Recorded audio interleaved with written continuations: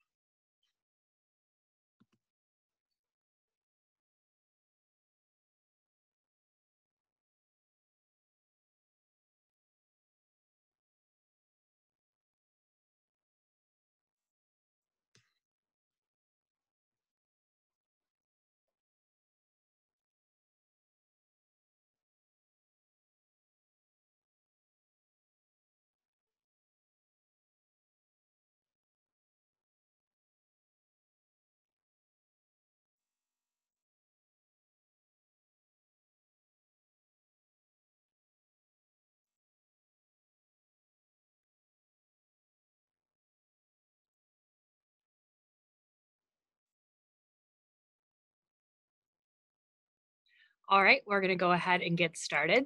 Good afternoon, everyone. Thank you for joining us with the Archdiocese of Chicago's Laudato Si week. Today we have Iza Redlinski from the Field Museum to share about Does Nature Need Cities?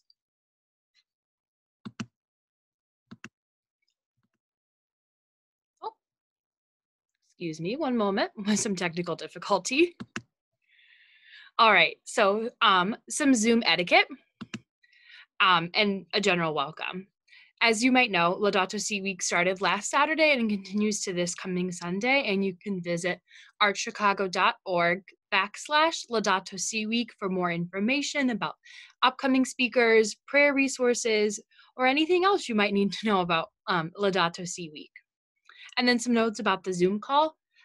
All participants will remain muted for the Zoom. That way we can make sure we can hear Iza and just kind of helps with background noise, but the chat function will be available if you have a question for Iza or if you just kind of have an issue. So make sure you feel free to utilize that if necessary. And then the same meeting ID that you use to join this meeting is the same one that you will use to join tomorrow's or Thursday's or Friday's sessions. All right, so we'll begin with an opening prayer. Human beings, too, are creatures of this world, enjoying a right to life and happiness, endowed with unique dignity, so we cannot fail to consider the effects on people's lives or environmental degradation, current modes of development, and the throwaway culture. Nowadays, for example, we are conscious of the disproportionate and unruly growth of many cities, which have become unhealthy to live in, not only because of pollution caused by toxic emissions, but also as a result of urban chaos, poor transportation, visual pollution, and noise. Many cities are huge, inefficient structures, excessively wasteful of energy and water. Neighborhoods, even those recently built, are congested, chaotic, and lacking in sufficient green space. We are not meant to be inundated by cement, asphalt, glass, and metal, and deprived of physical contact with nature. In some places, rural and urban alike, the privatization of certain spaces has restricted people's access to places of particular beauty.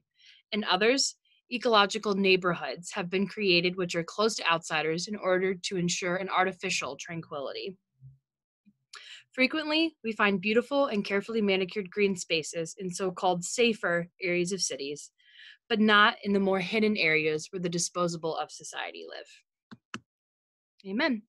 All right, it is my honor and pleasure to introduce Iza, who is our today's speaker. She's a conservation ecologist working at the Field Museum whose focus is on the greater Chicago wilderness area and concentrating many of her efforts in the Calumet region. She spends a lot of time thinking about restoration efforts, what is an urban and nature setting, what specific techniques can be used to pre-adapt conservation efforts to climate change, and what collective and individual actions we can take to eliminate the efforts of it. And with that, Iza, take it away.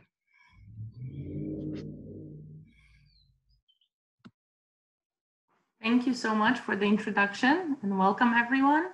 My name is Iza Redlinski and I will talk to you today about why nature needs cities, or whether nature needs cities. I think I gave it away right now. So I hope you can see my screen and we can begin. So I would really like to thank the Office of Human Dignity and Solidarity and the Laudato Si working group for inviting me here, and thank you for the introduction. Publishing of the encyclical was a watershed moment, and document calls on everyone to do something, be involved in the healing of our planet on some scale, and reflect what we believe in actions. I will talk to you today how we can help nature literally in our own backyards, and how we have shown that it actually matters. As much as I will discuss today, as what I will discuss today is important and very much in the spirit of think globally and act locally, the encyclical also calls for deeper changes and will address that will address environmental crisis and social justice. At the Keller Science Action Center, which is the center in the museum where I work at, we try to concentrate our work in the city in an equitable way, but are still learning from our partners on how to do it in a best way and in a way that the community welcomes it. Access to green spaces, streets with a healthy tree canopy are not the same in every neighborhood. Lack of these amenities is often correlated with lower social economic measurements, and it's important to note that. Also, in the spirit of the encyclical, I would like to acknowledge that we are residing on the ancestral lands of three fire confederacy, the Ojibwe, the Odawa, and the Potawatomi. For thousands of years, these communities have been and still remain the stewards of these lands, and we should learn from them and their knowledge to help to maintain the ecological health of our area. So without stalling any longer, I would love to jump into the discussion on whether nature needs cities. And before I do that, we will look at nature through the eyes of a monarch butterfly, and we'll explain why the monarch. Probably some of you already know the answer to it.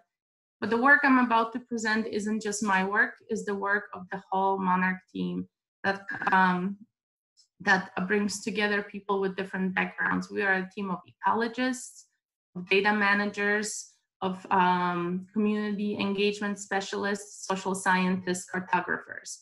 And we're working together to bring the ecological sciences as well as the social sciences for a way that would benefit both nature and people.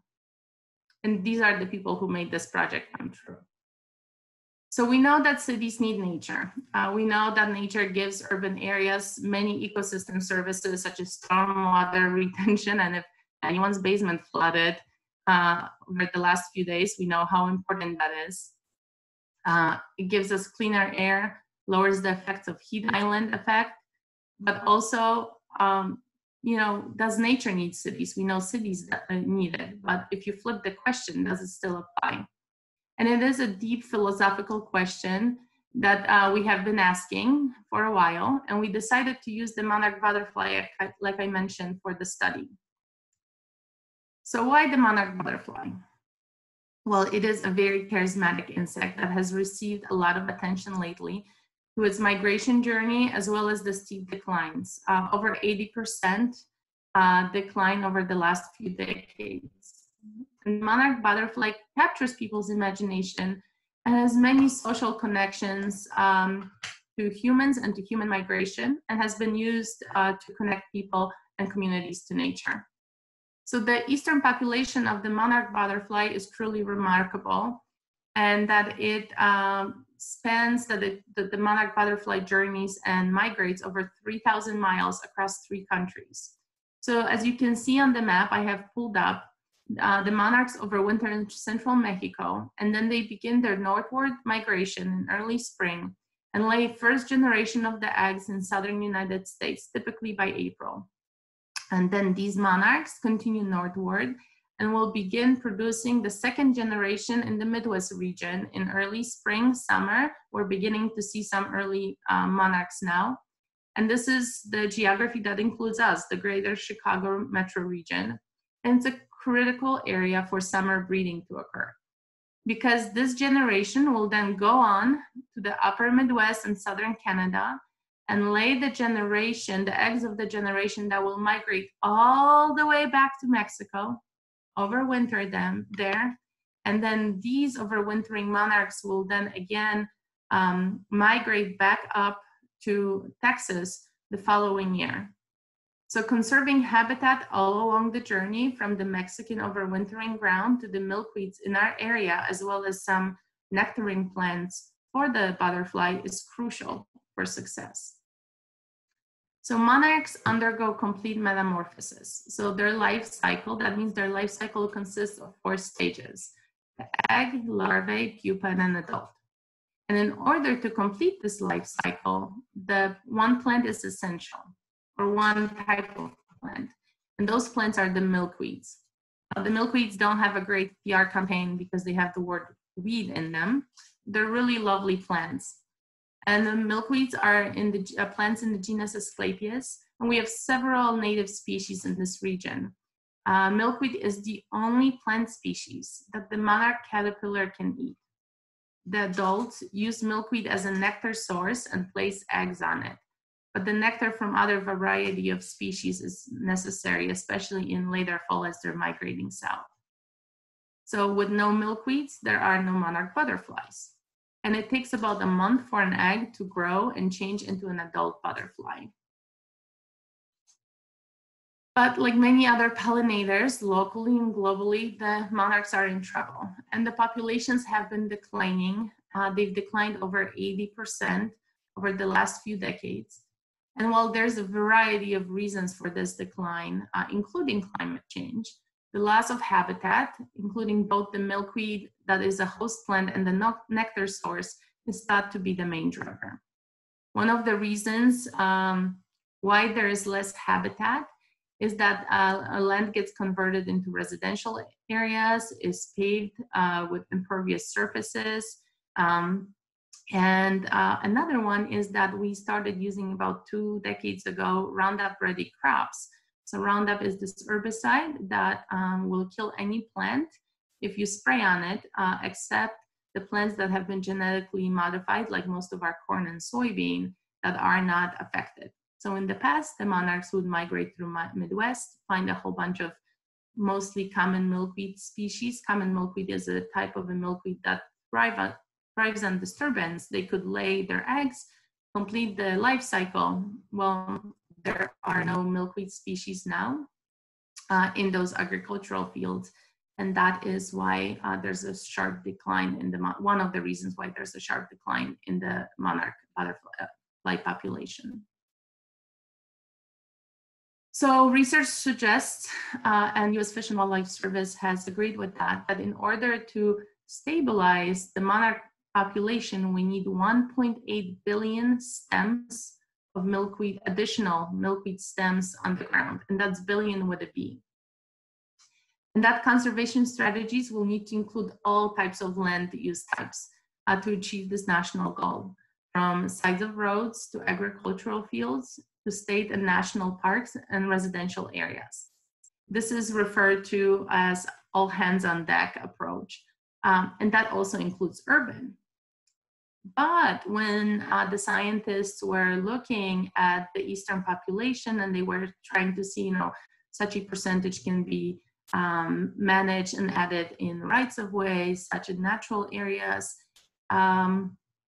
urban areas, which is the areas highlighted on your map east of the Rockies, got a big fat zero of the numbers of stems that they can contribute for the monarch population. And we looked at that and I'm like, that something's not right there, because we know there are milkweeds where we live and play and work, and they're giving us a 0. So we wanted to know how much milkweeds is in the cities, how much milkweed can be in the cities. So we asked U.S. Fish and Wildlife Service, we are asked by the U.S. Fish and Wildlife Service to help to identify a role that cities can play in helping to support the monarch butterfly. And it's not obvious whether nature, in this case monarchs, really need cities. But the idea that the urban landscape actually matters is something that is now slowly beginning to get into people's subconsciousness and entering like mainstream conversations. So we were happy to ask this question: do monarchs need cities? And then through that, ask a greater question: does nature need cities? So why would we think that cities are a 0 for any habitat? If you look at the map I have pulled up now, this is a map from the National Land Cover Database, and it shows downtown Chicago and the surrounding area. You can see field museums there with a little dot. But this data has a 30 by 30 meter resolution. So 30 meters is roughly 90 feet. And as you can see, the red are impervious surfaces. So those are our cement and asphalts, something that water cannot penetrate. And if you look at this picture, then yeah, indeed, cities cannot really add much to the conservation of anything because it's all impervious surface. However, if you look at the same area with a high resolution land cover, a lens that looks more deeply, this is a high resolution land cover with under a 1 meter resolution, you start seeing the green popping up. So yes, there is plenty of impervious surfaces. There's also a lot of greenery. And if you take that impervious surfaces out, this is the same data layer, but we've stripped the land cover except for the grass shrub areas where milkweeds can be planted. So those are your lawns, your shrubby areas, parks, etc. This is the area where we potentially can plant milkweeds without removing any built structures. And we can further characterize this layer by the type of land where it occurs. So is it private land, organizational land? Does it belong to parks, natural areas, etc.? So this is what we did. So in order to know how much milkweed cities do contribute right now, we ran these transects that went from urban to suburban to ex-urban areas. And we looked at the presence of milkweeds in different land use types. We also looked, and that was sort of our baseline. We wanted to see what is there because this was a part of a larger study. We also looked at twin cities, Austin and Kansas. All of those are on the Monarch's route. But we saw that in Chicagoland region, we have 1.8 billion stems of milkweed already, which is not too bad, especially that the previous studies were giving us a big fat 0. So there's opportunities for monarch habitat on many land use types. As you can see on some of those pictures, they're taken here locally. And that shows us that nature can find its way into a city and that cities can really help nature. So opportunities for monarch habitat are on different land use types, but we were wondering which ones pop the most. And this is what we found. We found that residential areas are the areas that have most of that plantable space. So that's the grass shrub layer. And it's owned by individuals, people like you and me and our neighbors. And then, you know, open space conservation, etc., are some other areas. But residential is this biggest area, and that's an area where you and I have control over it. We have control over the land that we own. So we know there's a lot of potential for planting milkweeds, and we know people are agents of change. So we need to show how people can now help and convert areas in their own neighborhoods to create monarch habitat. And through our work of our social scientists, who literally, they talk to people and just taking that information can deduct things that I've never been trained to do.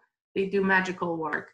One of our social scientists, Lex, created this graphic that shows what it takes to produce a monarch butterfly and to produce a milkweed or plant a milkweed. So in order to lead to that action, you need power and motivation. This shows much of what we call the monarch butterfly supply chain. So it shows that what it takes to produce a monarch butterfly is flows of informations and materials, and they're mediated by groups and individuals and make monarch conservation actions possible. And these flows and exchanges are then shaped by individual and cultural values, perceptions, and beliefs that bring people into participation in their networks. And those values, perceptions, and beliefs, which are particularly diverse in cities, motivate people to act on behalf of the monarch butterfly. Or you can substitute the monarch for a bumblebee or some other species that's in peril. People must also have the power to make decisions about a given piece of land in order to take action and make it habitable for the monarch butterfly. So through that and through some social science work, we know that in order to accomplish and convert land, we need planting. But to do that, we need to know how to design gardens and where to buy the plants. We need to educate people so they know what to do, how to do it, and why to do it. And then we need to study and monitor to see that what we're doing actually makes a difference. So we knew where the milkweeds were, how many there were, but we wanted to see how many there could be in the cities. So we looked at exemplary sites, and those were sites that already garden with native plants and used milkweeds, and we counted the milkweeds on those sites to then extrapolate how much milkweed can be found in the ground if a certain percentage, small percentage of people would convert parts of their lawn into native habitat. And I will give a shout out to the Field Museum Rice Native Gardens, which is the picture with the dinosaur. All around the Field Museum right now, we have these beautiful gardens all planted with native prairie plants. If people think that it's not doable, they should come and visit, and we'll be glad to give people a tour of that. So by extrapolating those numbers of people who had those exemplary gardens, and then extrapolating it over the area where the eastern population of monarch butterfly flies, which is, and the urban areas that are pictured on this map, we saw that urban areas can have a collective impact of fulfilling 30% of the national goal of 1.8 billion stems. So out of those 1.8 billion stems, 30%, almost a third, can be grown in urban areas alone. And those conservation efforts can connect people to people, people to nature, and nature to nature, which is literally how connectivity on a habitat throughout the landscape looks like. This was sort of big news. You might have heard about it on your local radio station. We also published 2 big papers, but I will not brag about our academic achievements. I wanted to bring up this slide again that will show that most potential area is in urban, in urban areas is in residential. I also wanted to point out the role that community and cultural areas have. And this is where the Archdiocese fits. This is our churches, our schools, our cemeteries that are not even in that rubric. And all of them can make small changes that will then affect and have a greater collective impact on wildlife in our area, but also on the quality of life for people. And if you're thinking that this is something that's not doable, I wanted to give an example of a parish, Our Lady of the Snows on the southwest side of Chicago, where we already do this type of work. So we had a blessing, literal and figurative, of the pastor there, Father Stan. You can see on the picture, Father Stan's blessing us in the garden we're about to install. And we did install a native garden with the parishioners, but it didn't just happen spontaneously. We noticed that people had interest in working on behalf of the environment. In the past, people asked for rain barrels, participated in farmers markets. They started noticing the strong link between creation and their health, well-being, and also everything around them.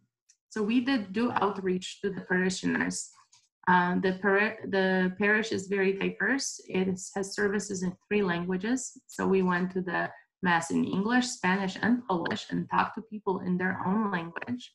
And then we gave them a workshop also in the language of their choice, talking about the importance of native plants and how that benefits both them as well as nature. And then we followed that with an immediate planting of the garden. And I want you to know that this too can happen in your parish, at your local school ground, at your home. And when we plant native species and that saying, build it and they will come, literally comes true. Within that same season, you will see butterflies, bees, and other insects and birds using those areas. You might notice your basement flooding a little less, but I'll get to that. So what are those native species I keep referring to? Because I've been throwing that word around, and maybe not everyone is familiar. So native species are species that have evolved here in the same area for thousands of years. And because of that, they're adapted to the geography, hydrology, and climate of our region. So they're really used to the super cold Midwestern winters we have, as well as the drought and heat of the summer. They occur in communities, so not just in of themselves, and they know how to play well together with other plants, how to compete, but also they have adapted to the herbivores, the insects that eat, and other animals that eat their foliage over thousands of years. And they provide habitat for a variety of native wildlife species, such as songbirds and butterflies. As a matter of fact, just as Pope Francis said in the encyclical that everything is connected, so are these plants. They are host species to insects, and they feed the migrating and later nesting birds. Birds love the squishy caterpillars that they can feed their fledglings. So if you don't have these native plants around or trees, the caterpillars don't have food to develop, and then you will see the populations of your bird populations dropping. So why should we plant these native plants other than, they're good, they're adapted to these conditions? They're simply beautiful. They come in many different colors, textures, shapes, and blooming times. They bloom from early April all the way through November. They provide habitat for wildlife. So as we've seen declining numbers of insects and birds, these plants will provide what those organisms need in order to thrive and succeed. And native species, they provide corridors. So we know a lot of birds migrate, and they will have no problem to move from the Des Plaines River Valley to Chicago River area. But if you're a small butterfly or a skipper, you might not be able to do it, to move those 10 miles throughout. However, if we pepper this landscape, this Chicago wilderness region with native gardens in our institutions, in our homes, that suddenly becomes a lot easier to do. Also, increasing connectivity increases resilience and strengthens ecosystem, which will become increasingly important with climate change. Native species will absorb excess stormwater and nutrients, and if you got flooded this weekend, you know exactly what I'm talking about. And the reason for that is because those plants are called often the upside down rainforest. Most of the plant material is actually underground. Their root system can reach as far down as 14 feet, which allows for when a lot of water runs, not for runoff, but for slow percolation of the water through the water table. It also is a great way to improve air quality, saves you money on having less fertilizer because you don't need to fertilize or water these plants once they're established. And more studies are looking into how prairies and prairie plants are actually a great way of carbon sequestration.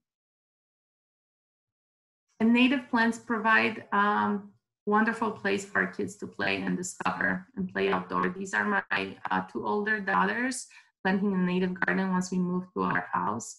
But really, kids open up their eyes and they notice things that are changing. If you have these beautiful plants that will bloom at different times, will have different shapes and colors and attract different wildlife to it. And finally, it will provide us with a way to acknowledge and get to know our natural heritage, and through that praise creation. So now that we know all the reasons why to do it, how do we do it? And the important thing is you don't have to convert your whole garden into a native garden right away. You can take your time and do it slowly. Actually, it's probably best that way. So lay the groundwork as you're creating a native landscape at your home. Talk to your neighbor. Maybe mention to them that you're going to try something new. You're going to put some wildflowers in your garden. They might not look like your hostas, but they will be beautiful and they'll perennial and they'll come back year after year. And look into some different fire or weed ordinances in the cities. More and more cities are excluding a lot of our native plants, but that is something that you might want to talk to. If you live in a place that has an association, a homeowners association, it's a great time to penetrate that power structure, get in there and change the laws so you can change and start gardening with native plants. And then it's important to develop a landscape plan and a design. And that might be a little intimidating at first. But before you even start putting down like what species you want to plant where, it's important to see what features your garden has. So is it wet or is it dry? Do you get a lot of sun? Maybe you get some shade. Is there an area that gets like super flooded after a big rain event, but then it's bone dry? Those are really good things to sketch out on a plan of your yard and mark that. Because it will allow you to place better plants. And you know what? We're not asking you to get rid of your rose bushes or maybe a Korean maple that you absolutely love, Japanese maple that you absolutely there, and just plant around what you have. And then it's super important to dry your plant, because once you get excited to start planting, it's good to have something you can stick to.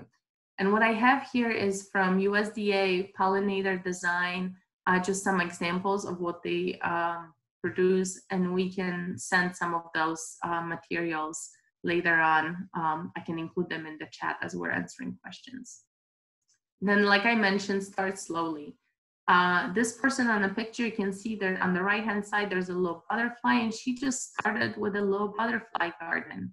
And that's okay. And that let her get to know her plants, figure out what they like, whether they like a different spot or not.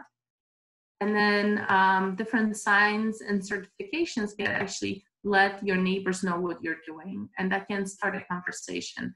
So there's different signs. This one you can just buy on Etsy, but there's a lot of certifications such as our local conservation at home, the Cook County Forest Preserves, and U of I Extension. There's Pollinator Monarch Way Station, which is a national program, and you can purchase these signs fairly inexpensively and put it in your yard. It lets others know that this has a higher value than just beauty.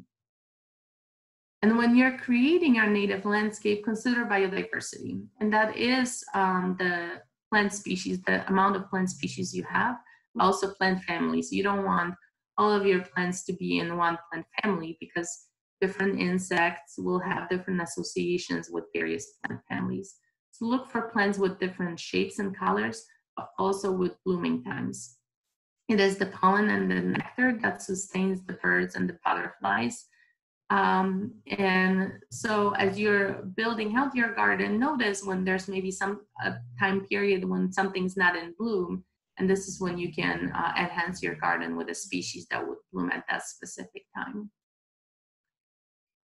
Remember to cluster your flowers and grasses in 3 to 7 of each type. That allows it, first makes it look nicer and fuller, then allows the pollinators to notice it more easily. And with the monarch butterfly, I just read a paper that mentioned that clustering the milkweeds on the perimeter of your pollinator patch will allow the monarch female to notice it and lay more eggs more easily. But don't overlook grasses. Insects need what we need. They need food, shelter, and water. And grasses are a great place to provide shelter and rest places. They're also beautiful fillers for our gardens.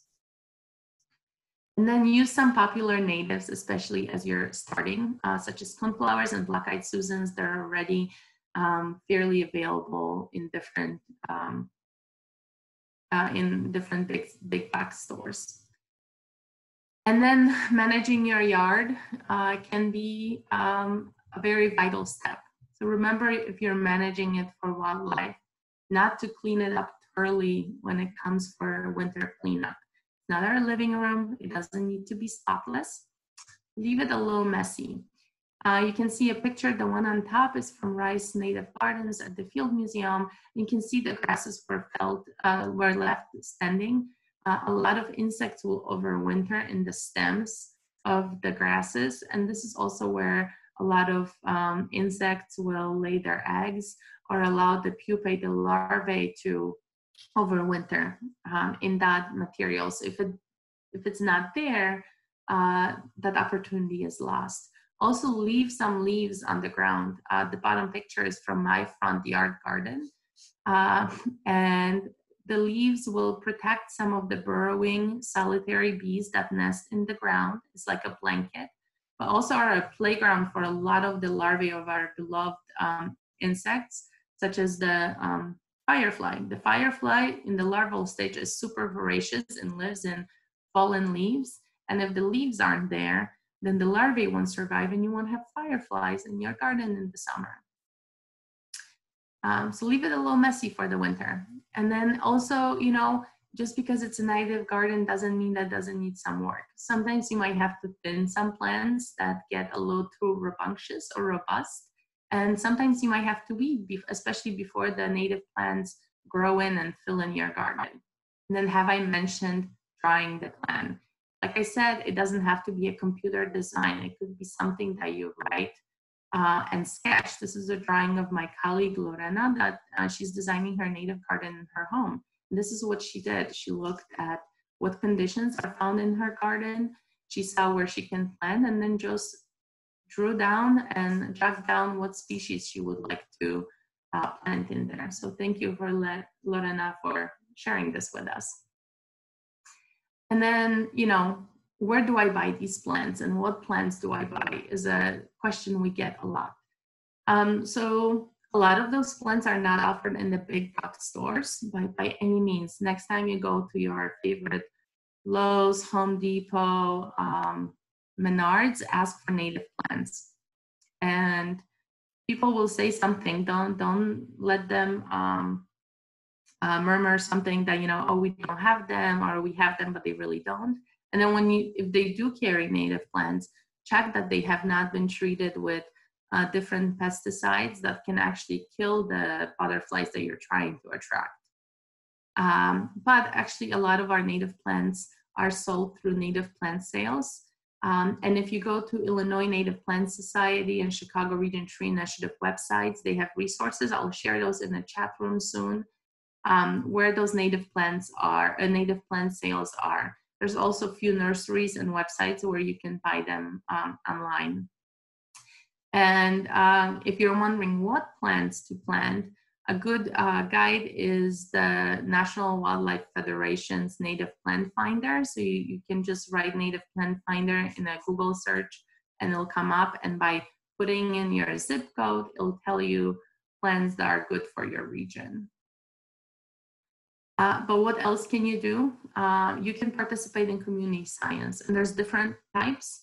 There's types that are very involved, and there's some community science projects where all you have to do is snap a picture and upload it and maybe help to identify, but others can help you identify it too. I would personally invite you to participate in the Field Museum's Monarch Community Science Training. What we're trying to see is how productive are the urban milkweeds in producing a monarch butterfly? Are they just as successful as the milkweeds in a natural area in producing a butterfly from an egg through caterpillars to an adulthood? So what it entails is a weekly check on the same milkweed plants to count eggs and caterpillars. And we train you on how to do it. As a matter of fact, one training is happening today at 6 p.m. on Zoom also. And one is happening tomorrow at noon. We have another one in Spanish on June 11th. So all you have to do is go to this website mentioned here or email us at monarchs@fieldmuseum.org and we'll follow up with more information. So in case you want more resources, there are some books. Bringing Nature Home by Doug Tallamy is what people have been using a lot as a resource that has fired this movement. And then there's some local resources and websites that I find very useful. So I'll leave those up for a little bit. People can grab screenshots. And with that, I'd like to end and take questions. Thank you so much for your attention. I can stop the share now and see the chat room and answer any questions that might have come up in the chat.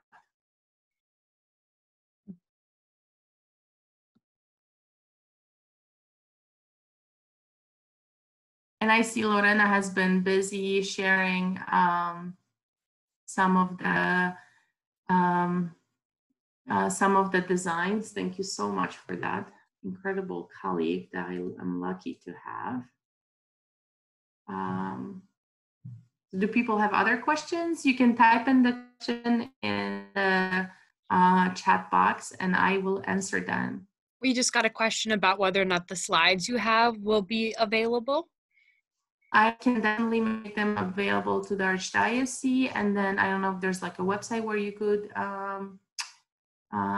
include those. Yeah, I can make them available in PDF, definitely. Yeah, and then we can send them along in an email and then look at posting them on our website as well. So those will be available.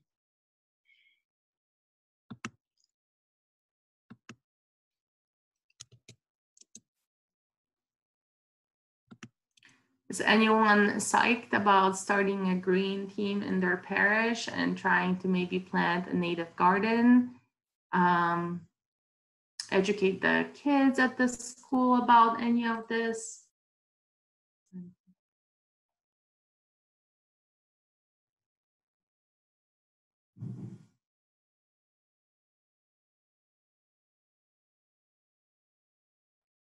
Well, if you'd like to figure out a little more, find out a little more about the Monarch Butterfly, here I'm sharing some resources in the chat right now. If you're really into identifying different plants but don't want to spend money on guides, I'd like to invite you to go to fieldguides.fieldmuseum.org. We have a whole bunch of guides for Chicagoland region, but really the world, to learn how to identify different things from mosses to fishes to crayfish to butterflies. There's also a beginner's guide I'm sharing right now that has beautiful paintings of things you can see in spring. That's great to use with kids. And this is where you can find the native plant finder. And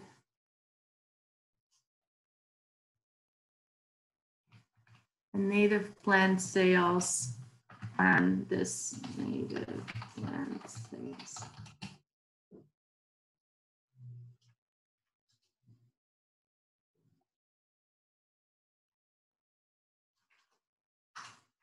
Yeah, so Louise says that their green team has given out common milkweed seeds, and she'd recommend a swamp or butterfly weed into the future. I completely agree. I think my colleague called common milkweed rambunctious, and it can get a little out of control. Produces monarchs like crazy. But it's a great plant to put like in the back of your alley, or maybe that area between your garage and the fence where you can't really mow much. I love swamp milkweed. It's probably the most elegant of our milkweeds in this area. Grows about waist high, has beautiful pink flowers that are full.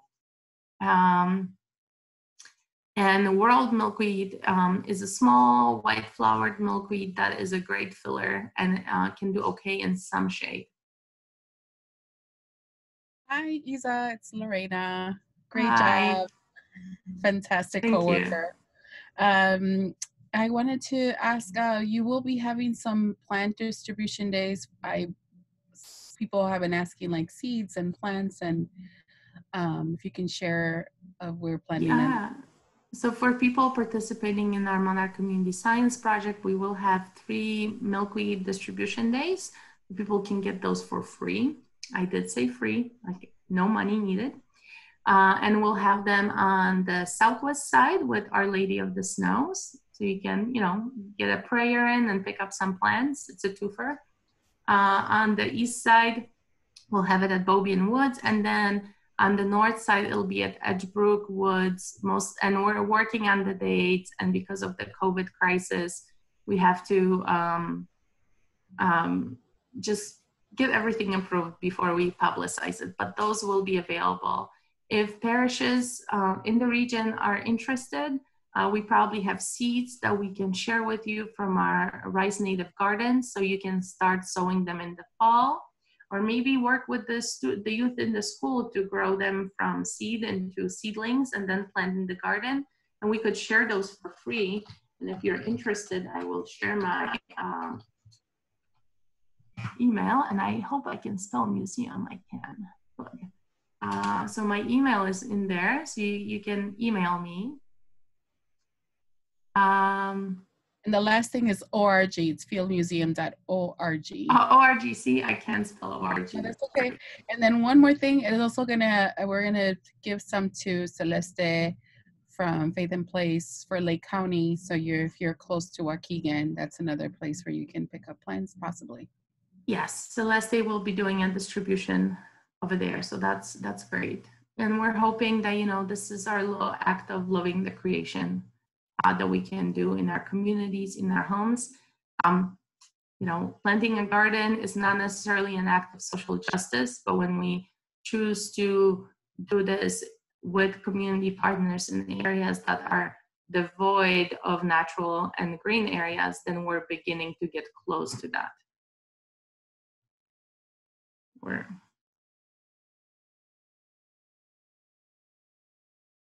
Iza, thank you so much for this great presentation. Something that I was thinking about as you were talking, especially like pointing out Our Lady of the Snows, is, gosh, what an amazing opportunity it would be post-COVID to have parishes create an outdoor space, not only just to memorialize this time and to have it be a place of prayer and a sacred space, but I think just from a practical standpoint too, a place that where if parishes haven't had the opportunity to do liturgy or outdoor prayer reflections outside, like I know that we have a small space like that at my parish, and oftentimes it's closed up and no one ever sees it, and it's kind of out of sight, out of mind. But it could be such a powerful convening space and a great opportunity for us to really enrich our prayer life together. And so that's something I'm going to be bringing back to my pastor as a result of hearing your talk. So I just wanted to share that because I'm really excited about the possibilities now as a way to build community and another space to use together. So thanks. Well, thank you for that comment. Yeah, I will be reaching out to my pastor at St. Constance because we are going to get a statue of John Paul II, as it was his 100th birthday yesterday, in front of the church.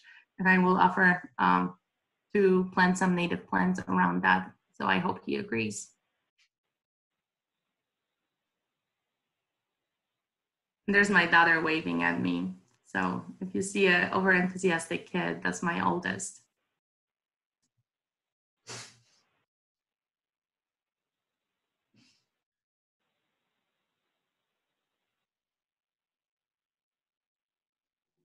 Any more questions?